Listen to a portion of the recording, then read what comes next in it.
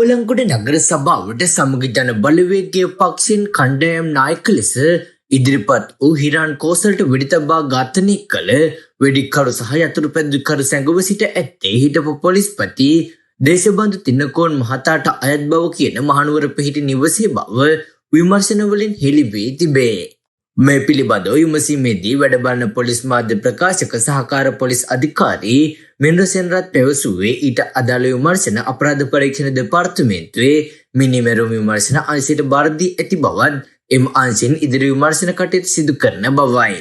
කෙසේ වෙතත් තමන් දන්නා පරිදි මෙතෙක් දේශබන්දු තෙන්නකෝන්ගෙන් ඊට අදාළව ප්‍රකාශයක් ලබාගෙන නොමැති බවද පොලිස් මාධ්‍ය ප්‍රකාශකවරයා සඳහන් කර සිටී. මේ සැකකරුවන් සැඟව සිට ඇත්තේ දේශබන්දු තෙන්නකෝන්ට අයත් බව කියන මහනුවර පිහිටි නිවසක බව මේ වන විට අනාවරණය වී තිබේ.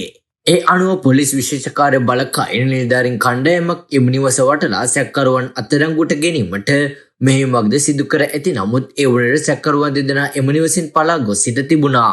අම්බලන්ගොඩ නගරාසන්නයේ පිහිටි ප්‍රසිද්ධ වෙළඳ සමාගමකට අයත් ශාඛා කළමනාකරුවෙකු එම වෙළඳසැල තුළදීම වෙඩි තබා ඝාතනය කර තිබුණේ පසුගිය 22 වෙනිදා පෙරවරුවේයි.